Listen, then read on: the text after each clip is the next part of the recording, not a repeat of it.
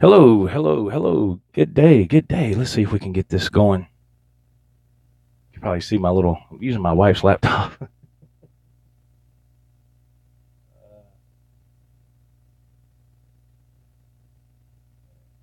See here. See if we can get this chat pulled up here. Oh, boy. Strat time today. Happy Monday, everybody. November 6th, 2017. Almost noon. Almost noon. Wow.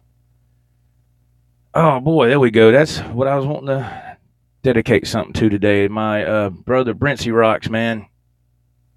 Please, everybody, give your condolences to Brent. Brent, I'm so sorry for your loss, man. I just saw that early this morning. Real early. Man, I can't remember. It wasn't long after I got off of work, and I'm so very sorry, Brent. Yes, I'm sorry, Brent. Man.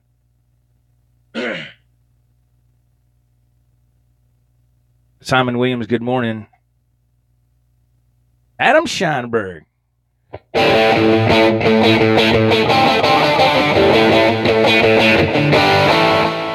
What's up, Adam? Excuse me. Mike himself has joined. Yes. Yes, Mr. Brent. I saw that, man. I didn't do Brent's song either. Man.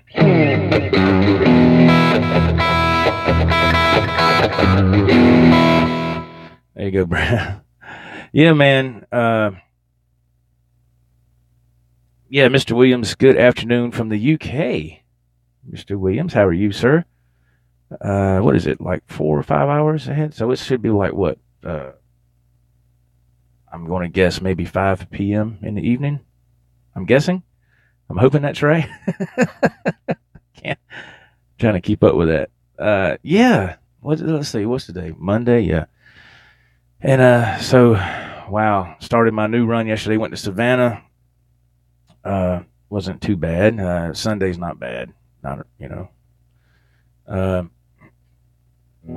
tonight's going to be the real test. Get down there and there's going to be route trucks and the guys on the dock and all that. But, it is what it is. There you go. I was correct. Mr. Williams says,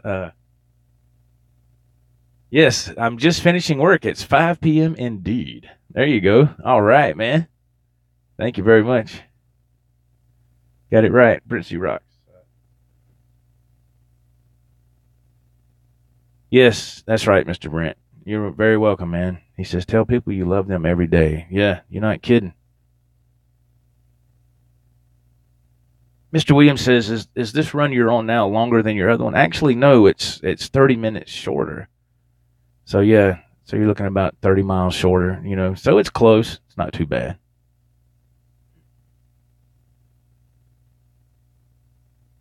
So, yeah.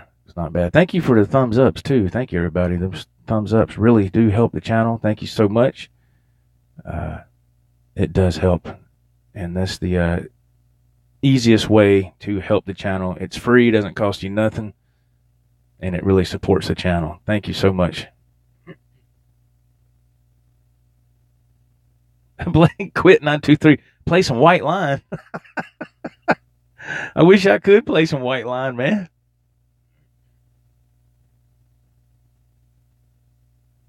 Uh-oh, Simon Williams says, good news. You got some good news, Mr. Williams? Or you mean for me? I don't know. I don't know, because the run's shorter. It's cool, man. I mean, it's a little bit less money, but not really that much to make a big impact, so it's all good. White Line. God, I wish I could play some White Line, man. I'm just in a kind of mellow mood today. As you can tell by the tone here, we're playing the Hendrix Strat. And sometimes I just love doing some mellow stuff,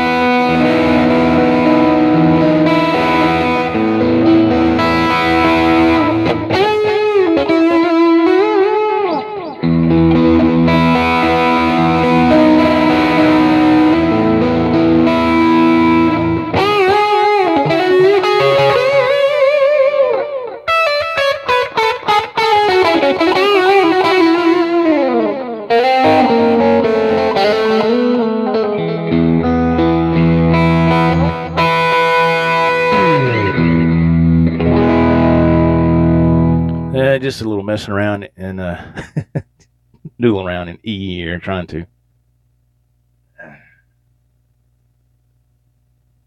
Center O, Radar Love. Oh, God.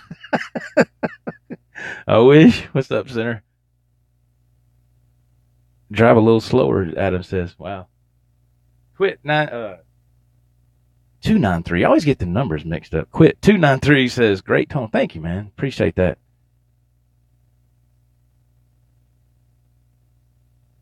Yes. Yeah, man. I don't know, man. I just love playing. I'm actually going through the Digitech RP1000 again today. And I got it on preset blues drive. Number 43 is the preset number. I'm using a little bit of delay, reverb, a touch of distortion. Hooked up to the Digitech Zoom R8 multitrack coming out of that into the phone. And we got just a Shure microphone here, I believe it or not, man. I got it from Radio Shack years ago. I think it was like $60. You can't use this live. I've tried it years ago. Oh boy, it feeds back bad. But for this, it's perfect. Charlie S., how are you, man? Welcome, my friend. Hope you're doing well. Jim Guidry's in the house. He goes, hello, Joe and all. What's up, Mr. Jimbo? Hope you're doing okay, man.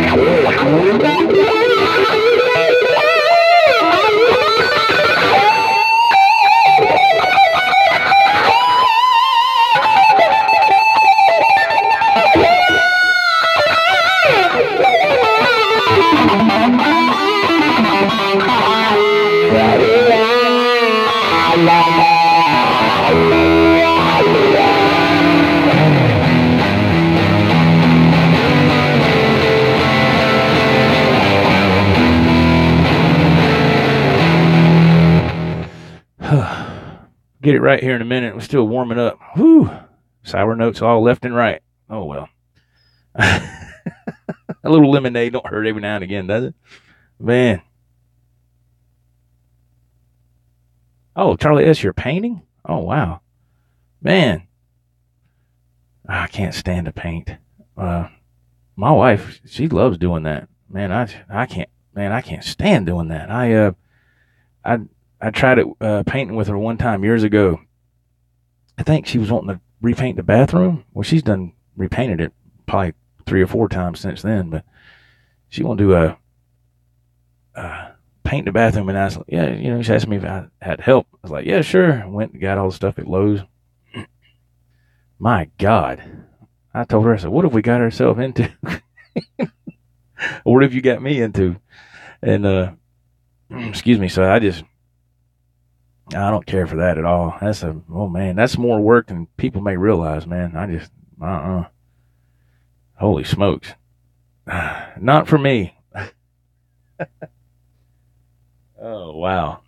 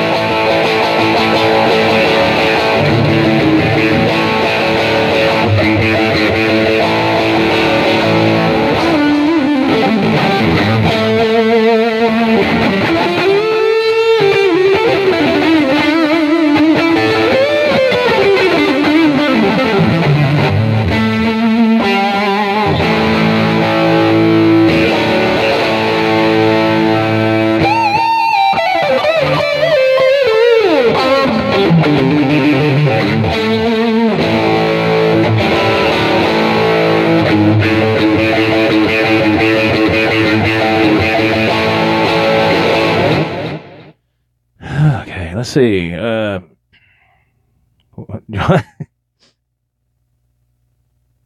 Oh, Johnny Bean says he'll be passing an Arby's today. Yeah, I saw a photo. I sent it to my friends. I saw a photo of a dude.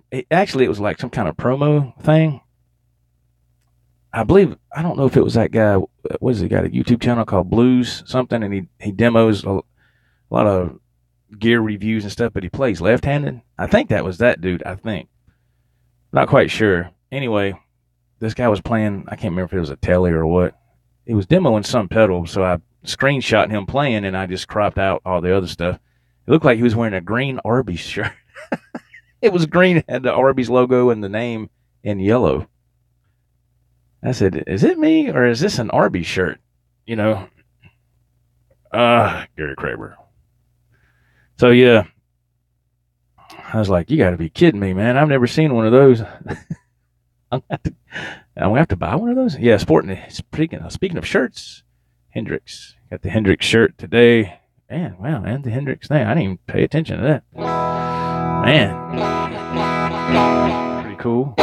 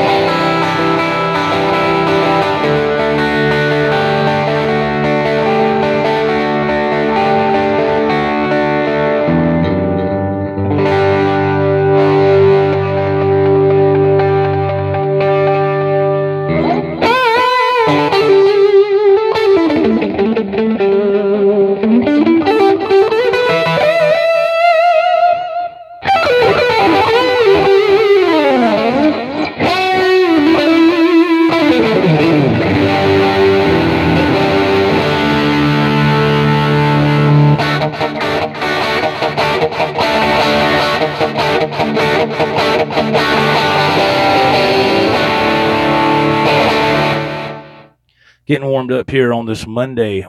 Well, that's really not morning. It is for people on the West Coast, but not here. But for me, it's my morning, you know. 12:14. Was that 12:14? Wow. I need to plug up this laptop. It's going to be going. The battery's going to be gone here soon. Wow. Yeah. So, man, I'm telling you, things are still disarray, or in a disarray over there where I work. It's if people remember the live video I did, what was that, last week or week before last, of where we usually park at. I don't know what you're gonna do over there. We're still parking at the dairy, and man, it's a nightmare. When I got to work yesterday, it's Sunday, of course, you know, nobody's there, and all the trucks are parked like in this field where these old trailers are. I guess they're using that for the truck or the tractor parking lot for now. And I went over there, man, and I bet I went through, what, 6 or 7 tractors. Every time I'd open the door and look, it didn't have but half a tank of fuel or a little bit under half. I was like, man, that's not going to work. We don't have no fuel cards. We're supposed to be getting some, supposed to have some already. I know they have them. I've seen them, but I don't know what the deal is. I don't know if they just don't. I don't know. But, so I was like, well, I need a truck that's got fuel because there's no Penske's going to be open on Sunday anywhere in the vicinity, that I know of. Unless there's something different they're not telling me. But so it's just a mess, man. It's just like, God, I'll be glad when they get all this straightened out so we can get things back to kind of a semi-normal pace, man. So, but, I guess it could be worse, It could have wiped out all the tractors, and everything, and the dairy, and I'd be sitting here not making any money, so, count your blessings, right? Man, golly.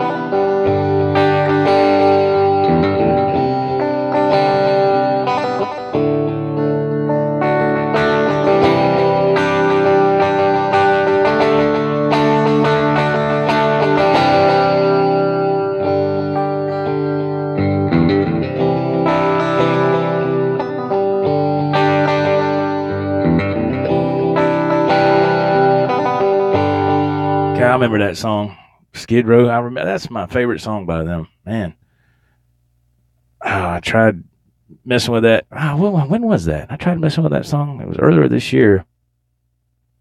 I saw, was it Guitars 365? His channel. He showed you how to do the solo. So I was watching that. Man, I had to watch it over and over. I tried it. It was, I don't know. I can't remember if I put it on this channel or not. I probably did. If I did, I probably need to delete it and try it again. It's been a while, but I always liked that was that one big song by Skid Row that I really liked. And, all the other, they had some other good songs, but that was the one that I really, really loved. Really, that one. Sebastian Bach has a book out. I can't recall the title right now, but I have the audio version and he narrates it. And it's actually a really good book. He talks about, where he grew up, how he met, the guy, how they all grew up and started Skid Row. And it's like we talked about in the podcast over the weekend. It's weird how things change when money gets involved in bands and stuff. Because I believe I'm sure that's what happened with that group. And man, and it just wasn't the same for me. They got rid of Sebastian Bach or he quit. I don't know. Who knows? They might have got rid of him. I think they got rid of him. And they got another guy, and it was still called Skid Row. It just wasn't the same. I guess you can make that same argument with Van Halen too. With people that were diehard Dave fans and all that. But I don't know. It's just his voice was so unique.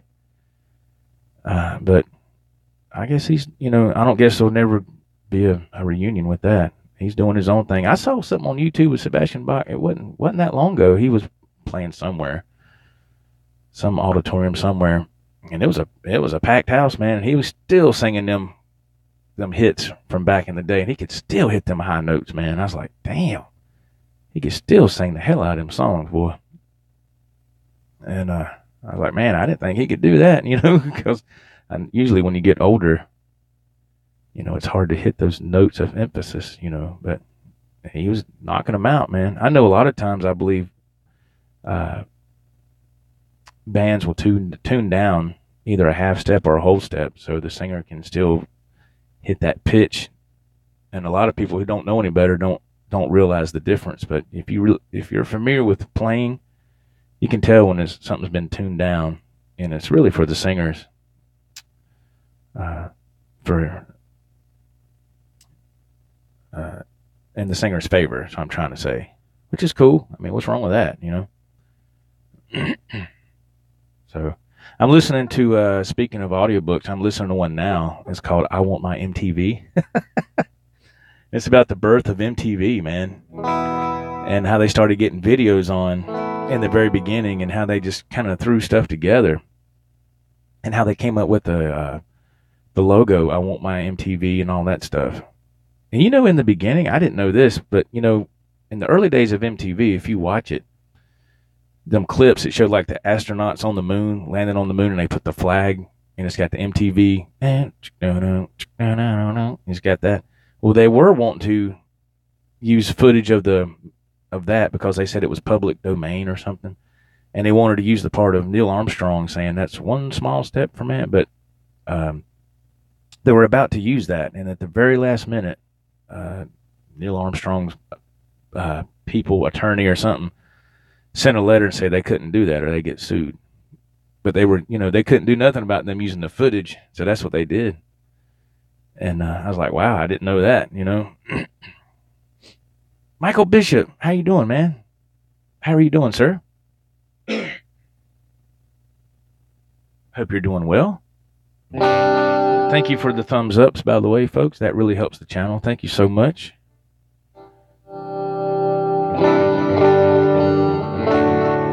And they got, you remember also back in the day, man, when MTV would go to a commercial or it would have like you would see different artists and it's like, I want my MTV. You'd see anybody from, Billy Idol, freaking the Police, whoever, but the first one that they had do that was Mick Jagger of the Stones. Somebody that, when they was getting MTV together, one of the guys there had worked with the Stones in the past or something, and he called, I don't know, one of the Stones' secretary or something, I don't know, and said, where are the Rolling Stones at? At that point in time, they was in Paris. Anyway, they finally got a hold of Mick Jagger, and they said, would you do like a little ad for us? And they talked to him. At first, he didn't want to do it, and they talked him into doing it. And he was the very first one that said, I want my MTV, however, whatever his accent was. I can't do it. And after they got that recorded, put that in the, in the bag or whatever, they started asking other artists. They said, well, Mick Jagger did it. So they got like Pat Benatar and, all these other, Billy Idol, all these other people, and it just went from there. But Mick Jagger was the first one. I thought that was wild, man. I thought that was pretty cool. I was like, man. So, but it's amazing how, of course, this book is long. It's like 20 hours and some change. I was like, man. So I don't even think I don't know if I'm even halfway through with it yet, but, it's almost, to me, it's almost like MTV was, especially in the beginning, it was like almost like a record company, like a big label kind of deal, because they said, man, they were throwing parties like crazy, and some of the big wigs at the time were, I don't know if I could really say on here, let's just say they were doing things, some of them, not all of them, but a few here and there in their offices and stuff. And I was like, wow, and dang, man, full-fledged party mode. And they said that, do you remember J.J. Jackson? Because they talked about the VJs too, and how they, how they went to get the VJs. That was strategically planned. It wasn't just like they just, okay, we'll take you, and you. It wasn't like that. They actually said they wanted a girl next door. That was Martha Quinn. They wanted a boy next door. That was Alan Hunter. What the heck? Gary Kramer. That was Alan Hunter, and they wanted a vixen, and that was oh man, the blonde-headed chick. I'm drawing a blank on her name now. Man, I just had it and I lost it. They had her, and they had Mark Goodman. The initial 4 or 5, had those, and so I thought that was wild. And they didn't know. They didn't have no kind of acting experience or nothing, which I think you could tell that in the beginning. But it was cool how it worked out, man, because nobody they had a hard time getting MTV on cable networks, in the beginning, because nobody, they said music videos, that ain't going to work. A lot of people, they couldn't sell it.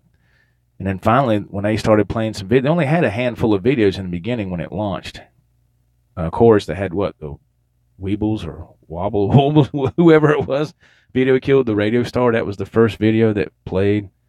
And they said, I remember them saying they had a whole lot of Rod Stewart videos. I was like, wow. And so they just had to play those every so often. And then after a period of time, they started getting some more videos. But in the beginning, it was a rocky road.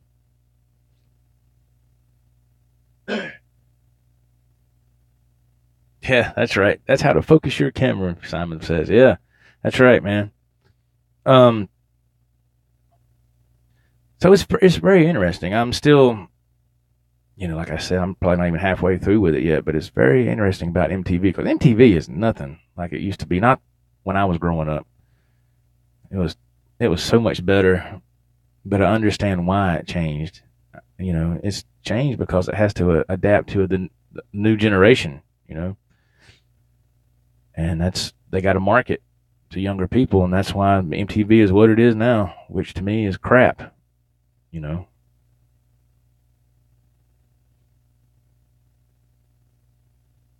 So yeah, it's oh well, it is what it is. I could care less about reality TV and all that stuff. I'm like, really? I mean, I think MTV was the first to break in that realm, I believe. Um, what was that first reality show they had? And I think that was really, it wasn't scripted. I wouldn't think. I think that very first one was the real deal. I believe. I could be wrong. But then after that, it started to be scripted because, things were just different. They had to tell the kids in there what to do and all this other stuff. I don't know. I can't remember. What was the name of that first show? It wasn't Road Rules, was it? Was it? I can't remember. The very first reality thing on MTV. I can't remember. When you put 8 people in a house 24/7, what's going to happen? I was like, I remember when I saw that, I was like, huh? I was like, what is this? And then it would go back to a video. I was like, okay, cool. We're back to normal. Then it would go back, I was like, you got to be kidding me, man. So that was the time for me. Excuse me. No, it wasn't Big Brother, Mr. Simon. No, that's on another network. Excuse me, man.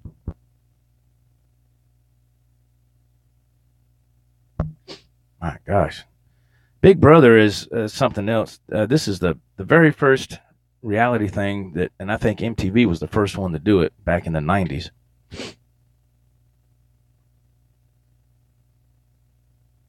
No, no, Mr. Williamson, I don't have a cold. I'm still trying to wake up. I apologize for the inconvenience. Sean Zimmerman, how you doing, sir? Welcome, welcome. Yeah, I can't remember the name of it right offhand, but I think MTV, like I said, was the first one to break into that. Center O, thank you. Thank you. The Real World. That's what it is. Thank you, Center. Man, that's what it was. Golly, I was sitting there racking my brain. What in the world? I'm doing pretty good, Mr. Zimmerman. Thank you, man. Thank you for hopping in. I appreciate it. Yes, Center. Thank you. The Real World. Yeah. That's what it was. And I just was not, I was like, what in the world is this, So, and it started from there, and then that's when, for me, that was when I was like, man, you gotta be kidding. And VH1 always struggled to compete with MTV. Remember that? How many of you really watched VH1 back in the day? When MTV was still in their prime. I rarely did that. I rarely was watching VH1. And every once in a while, not much. And then when MTV started the way it is now, and then VH1 started playing all those videos, it's like, man, they appealed to like my generation, my age group. So there we go again. Fender reversed headstock on the Hendrix Strat.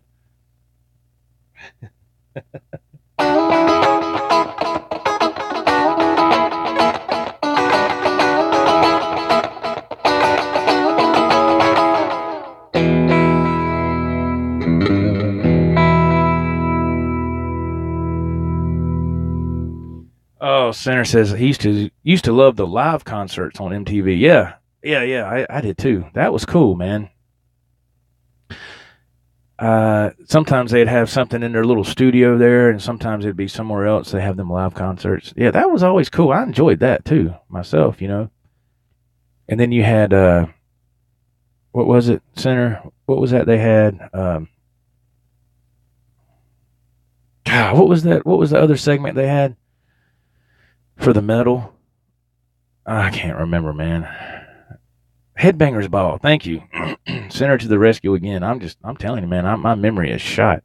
Headbangers Ball. Yeah, I always thought that was cool too. And then they had Yo MTV Raps. They had that. I remember that because for a while there, MTV was I don't know if y'all know this or not, but in the beginning, they were reluctant to play any videos by Michael Jackson. Why, I don't know. And it was really causing a lot of static. And then Michael Jackson's, the people who worked for him or whatever said, look, you either do this or we're going to make your life a living hell, So they buckled under the pressure, and that was a good decision that MTV did that, because that blew up, helped, put MTV way up there, But yeah, Headbangers Ball and all that stuff, that was cool, man. It was different, and then all that stuff just faded away, Things change. Man. Anyway, but they said J.J. Jackson, that very first VJ, they said that he was a party animal. They said that he would be out partying all night and then come in that next day or next morning, whatever his shift was at MTV at the studios, and he'd have bags under his eyes. And he would, what was it? Oh, that's right. I remember what it said in the book. This is what it said in the book. It said in the book that when he would come in and his eyes were like that, he would get hemorrhoid cream, like, Preparation H or something, and put under the bags of his eyes. It would make the swelling go down. I was like, oh my God. They said he was full-fledged party mode all the time. Man. But I was like, man, I didn't know that, And so yeah. Crazy stuff, MTV, the way it used to be compared to what it is now. Not a fan of it.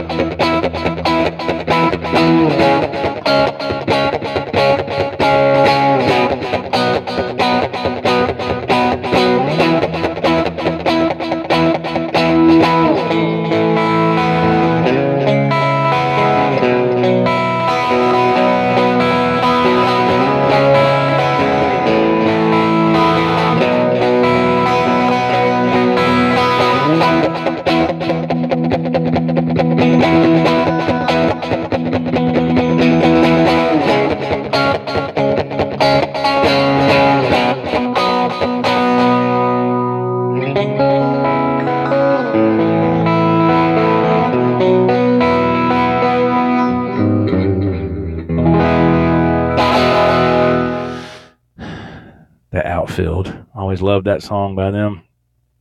Your Love, that was my favorite. I mean, when I first heard that, there's a lot of stuff I got exposed to because of MTV, I'd come home from school, do my homework while I was watching MTV. Sometimes I would do homework. And there's a lot of videos that would come on, and I'd be like, man, who's that? And when I saw the Outfield, that song, I said, man, that is awesome. I loved it. It was cool. A lot of different things I got exposed to on MTV. Really cool. I need to check out some stuff now. I haven't checked out nothing new in a while, and that's my own fault. I need to check out some new stuff. Greta Van Fleet, I need to check that out. Center and Jim and Adam are telling me how cool they are, and I just keep forgetting about it. I'll check it out today.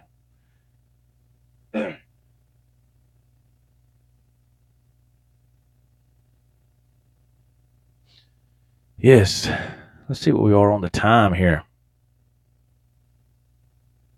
38 minutes. Okay, we're doing good.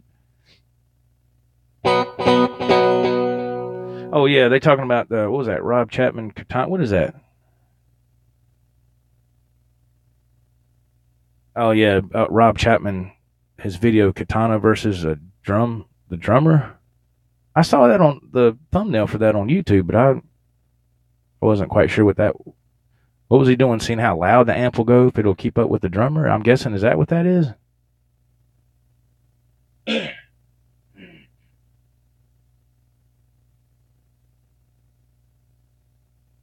Oh, loud drummer. Oh, okay. See if it can keep up with the loud drummer. Oh,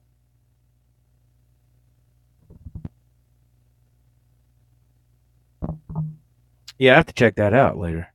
That's pretty wild, man. Rob Chapman, talk about an excellent guitar player. My God, boss paid him to do it. I, I wouldn't doubt it when you have that many subscribers and that many views. You know, you'll get some endorsements. You know, be making some bank on that stuff. Wow. Yeah, well, that's good for him, man. That's awesome. He's a fantastic player, man, and you can tell he's put in the time and dedication into his craft. So, yeah, good for him, man. And he seems like a really nice guy, you know, really cool. I always enjoyed listening to him play. He's just got that smooth, flowing touch when he plays. It's just like, God almighty, man. And the captain, too. The captain's awesome. And I love the way he plays, too. Yeah. I would love to have like a was it Diodario or Didario string endorsement? I actually emailed them not long ago, and was that the other week, and they was like, you know, sorry, we don't take unsolicited things of that nature, but thanks for buying our product, and that was it. I was like, okay, you know, I guess it's not what you know, it's who you know. So yes, phenomenal player. Jim Guidry says, yeah, Rob Chapman is phenomenal, man. He's amazing.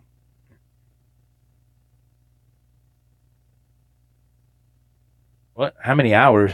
What? 1,000 hours? 10? I can't read that. His numbers are so small on the screen. And I couldn't have. It just makes you wonder, man, how many hours a day people like him put into playing. Because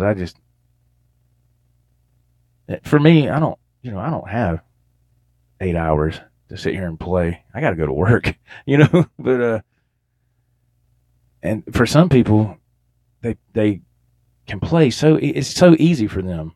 It's like it's not that hard of a challenge. And for me, it's always been a fight and a challenge. It's always been a struggle. Like, God mighty, man. And you watch these other people and they're just like, like it's nothing. Like it's just flowing water. There's nothing. And I'm like, God almighty, man, really? And it doesn't make any sense. Center says he's about to woodshed too. Yeah.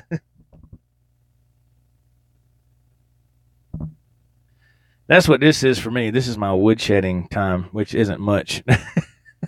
It's not much at all. You know, I guess that's why my progress is slow, but you know, it's better than nothing, I guess, you know. Well, I know that's true. I don't know why I said I guess. It's a fact. As long as you play a little bit every day, just something, 10, 15, 20 minutes, an hour, something, just as long as you keep them fingers going, man, you will see improvement. It will happen.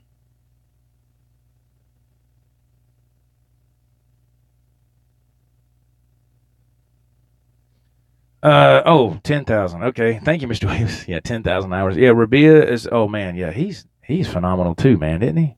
God mighty. Those guys, man, holy smokes. And it's like, what can you do with guitar now? I mean, it's like everything has been done.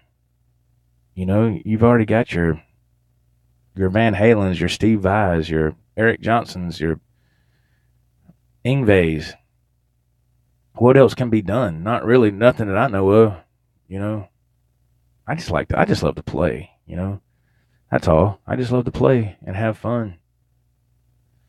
I'm not trying to be, Paul Gilbert or Ingve. Number one, I can't do that. Number two, you just have to be yourself. It doesn't matter. You know, as long as it makes you happy, man, that's all that matters. And playing does make me happy. It's what I love to do. You know, loved it ever since I got my very first one in '86. You know, but I was stubborn in the beginning. I was. I have to be honest. I was stubborn in the beginning. I didn't take lessons. I was like, I'll tune the guitar to what I think sounds right. All this crazy stuff, man. And so, and after it, I really didn't start noticing. I don't know. You reach different plateaus throughout your guitar playing career, whatever you want to call it. You start reaching these little levels, different levels, and over time you keep making a step up in a better direction as far as playing and developing your ear. But it wasn't until I got in my very first band, and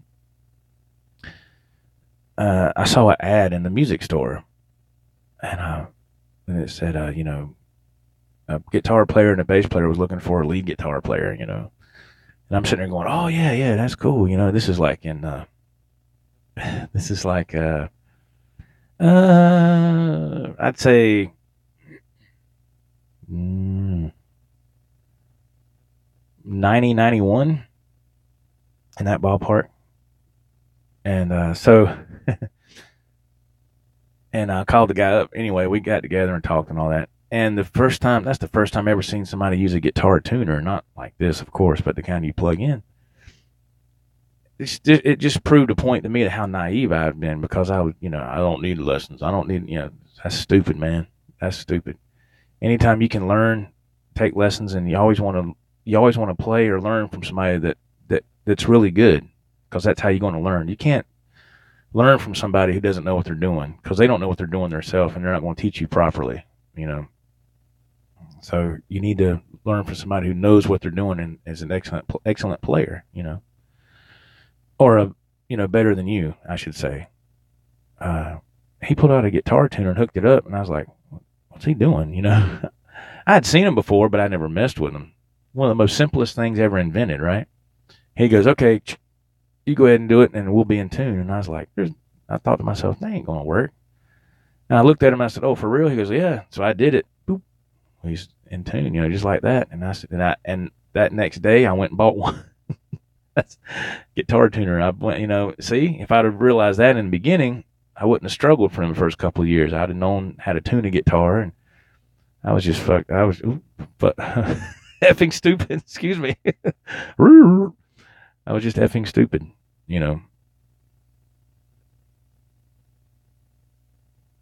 Senator O says, yes, Joe, be true to yourself. Enough fakes out there. Yeah. Oh, yeah, man. It's just, just have fun, That's the main thing. But anyway, yeah, so that's how I started learning stuff, man. Jam with other people, and it's just really cool. That guy, I learned some things from those guys, I didn't admit it at the time, because I was, trying to be all cool and shit, but, whatever, but I did learn a lot, and then, moved on from that, to, some other things, jam with different people, and then I go watch a couple live acts where this one guitar player that I really looked up to and still look up to today, he would play live, and it'd be just him and a singer. This is when you know a guitar player is good. When it's just the guitar player and the singer, and he's playing acoustic, the guitar player. He's just sitting there playing acoustic, and the singer is sitting there. I mean, I'm telling you, man, those guys, they could bring in a crowd like it was nothing. And he would just start playing, whatever. And the singer would start dancing, and the ladies loved him because he could move, man. It's just the truth. I'm not trying to be weird, but I was watching a guitar player, and he's one of those guys that could just play so effortlessly, like it was nothing. And he's always been so nice guy. And so I'd watch him, and after get done, I walk up, he'd come shake my hand, and go, "Hey man, how you doing?" And I'll tell you a quick story in a second, that how all this kind of tags into each other. It's kind of strange, and I was embarrassed, but I didn't know that's who it was, a certain person at the time. But anyway, so I'll go watch him, and he had that same singer. They had a full-fledged band, right? But every once in a while they do like this little acoustic night at these places. But then when their band would play, I'd go watch. And it was amazing, man. It was just, I was like, God almighty. I would just look around at the people there, and people are, dancing and drinking, and they were bringing shots up to the singer, and I was like, oh God. He would like, whew. I was like, man, I couldn't do that. I can't do no liquor. Ugh. But it was fantastic, just that live music like that. And I was like, damn, I'd love to be able to do that or try, So anyway, I've known this guy for quite a while. He was 2 or 3 years older than me. Well, he ended up teaching guitar full time in Charlotte, North Carolina, at this place. This is after I'd already moved away from Charlotte. He started teaching full time, and man, you talk about phenomenal, God almighty. And somehow or another, I was still in my first marriage. Somehow or another, I got in touch with him from something, and he said, "Hey man, on your day off, come up here to Charlotte." I was already in South Carolina at the time. He said, "Come on up here, and I'll give you a free lesson, and we'll have lunch. I'll buy you lunch." Like I said, man, really cool, nice guy, man. I've known him for a long time. I said, "Yeah, man, that'd be great." So I took the drive. It was like an hour and a half or so. Went up there, and I found the place right there in the city of Charlotte. Oh God, I'm so glad I don't live there no more. Got there, he come out, man. He gave me a hug and all that stuff, and went up there, and he said, "Come on up here, man, and step into my office," kind of deal. He had his own room. It's like an old house is what it was, but they were using it for like a business. It was nice, man. And he went to this one room and goes, "This is my instruction room right here." And he had a GNL guitar, GNL. I remember that. And he was sitting there playing, and the high E string broke. And I was like, uh-oh. Well, man, he got another string out, and he put that thing on. And he's sitting there talking to me, and he's like tuning, with no tuner or nothing, just sitting there. He just gets a string winder and winds it up, and then he stops. Then he starts doing this. It was like right on the money. He was just barely out he could tell by the tension. And I was like, good God, it's like, how did you do that? And unless he just got really lucky, I don't know, but it impressed the hell out of me. But he was cool. He's like, it's just, I've done it so many times, blah, blah, blah. And I was like, and then he went to instructor mode. And I asked him, I said, man, can you show me how to play like the intro for Cliffs of Dover, like Eric Johnson and stuff? He stopped me and he said, "You're not here for me to teach you how to play licks. You're here to try to learn how to play." And I said, "Oh, okay." And I shut up after that because, I'm learning, the master has spoken, you know what I'm saying? So, and he was just showing me different things and all, which, it was like an hour lesson, a free lesson, man. Hell yeah. And then, I was watching him and stuff, doing some little things. And I did learn a couple little things, And I was like, man, that's cool. Thank you. He's like, yeah, he goes, come on, I'll buy you lunch. Went and bought lunch. Now let me back up. After we got done, I left, came back home. It was really fun, man. It was really cool of him to do that. But let me back up. And this just shows how nice of a guy he was. It still is. Back up a couple of years, right? There was a house I was renting, not far from where he worked. There was a drugstore that was family owned, not far from the house I was renting. It was called Yorkmont Drug. That was the name of it. And I guess we done got into story time here. And so he worked there because he ran the front register. He worked there after school or, during the summer. I'd always go to Yorkmont Drug when I was growing up to pick up medicine for my parents and stuff like that. This is way before CVS and Rite Aid and all that. It was a family-owned drugstore, you know. And so through the years, I went to this drugstore for my parents as I was growing up. Well, he was always there when I'd go there through the years. He was always, you know, he'd run the register up front or whatever, you know. And so when I got my first marriage, there was a house that I was renting from this lady, this older lady. Her name was Miss Stevens, and she's passed on since then. And when I looked in the paper for that place, because, you know, try to find a place to live, I talked to her, and I told her my name, Joe Wentz, like that. She says, Wentz. I said, yes, ma'am. She said, all right, meet me up there at the house at such and such day. I said, okay, thank you. Went up there, and it turned out that her husband owned that drugstore, and my father worked for them when he was a teenager in high school. Worked for these people. I didn't know that's who she was at first until, you know, after talking to her for a few minutes, I said, oh man, her and her husband, they own that drugstore, you know. Wow. I was like, man, somebody got some money. You know, that's what I thought. I was just, golly, man, I was just 21, 22 years old, 22, yeah. And so she said, since I know your father and all that, I'm going to let you go ahead and rent this place. There's a lot of people that's wanting to rent this house, and it was an old house, man. It was old house. Had an AC unit and went up. It was okay, but it was old. Hey, Mr. Collins, how are you? How are you, sir? And I said, okay, thank you. And my son then, he was 2, and she was like, you know, make sure that, you know, your baby doesn't write on the wall with crayons and all this other stuff, you know, all these rules and stuff, you know. And I'm like, okay, you know, well, being young like that, I mean, you can't watch a kid 24 hours, you know.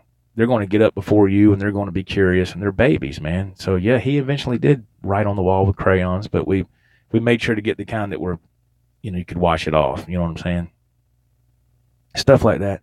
And it got to the point where, and it was my fault, but it got to the point where I was always late with my rent because I was struggling to. This is when I figured out, you know, when you get married and you have a family and you're paying bills, it's for real. You know, it's no more, I'm going to take my check and go to the music store and buy stuff. Now you got to pay bills or your shit's going to get cut off, right? And it did a few times, you know.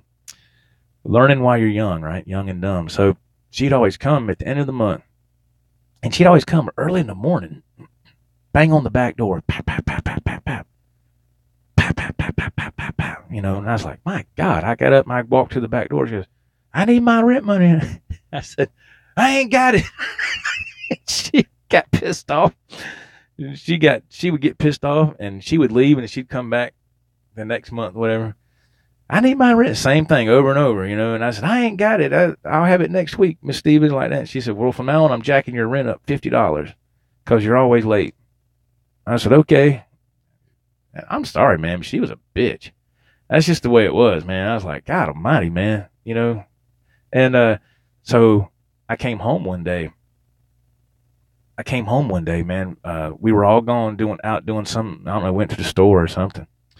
Come home, and we always parked in the backyard because there was the back door in the backyard. We lived on like this main highway, man. Main 4-lane highway. And this yard the house was on, pretty big yard. Came in the back, always parked in the back, and the back door was open. And I thought somebody had broken the house.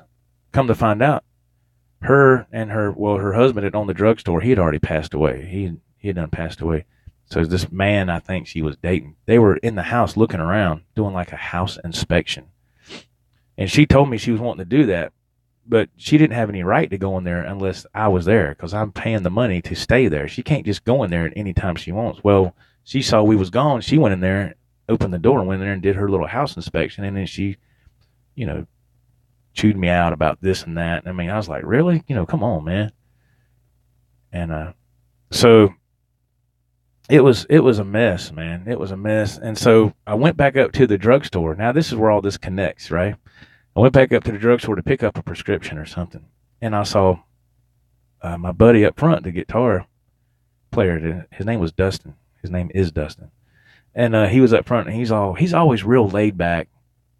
calm and cool and collected, right? Real soft spoken. He's like, "Hey, Joe, how you doing, man?" And I shook his hand, and he always had a guitar thing like what I always wear, like this guitar logo on the chain. My mom got it for me for Father's Day years ago, and I've always had it on.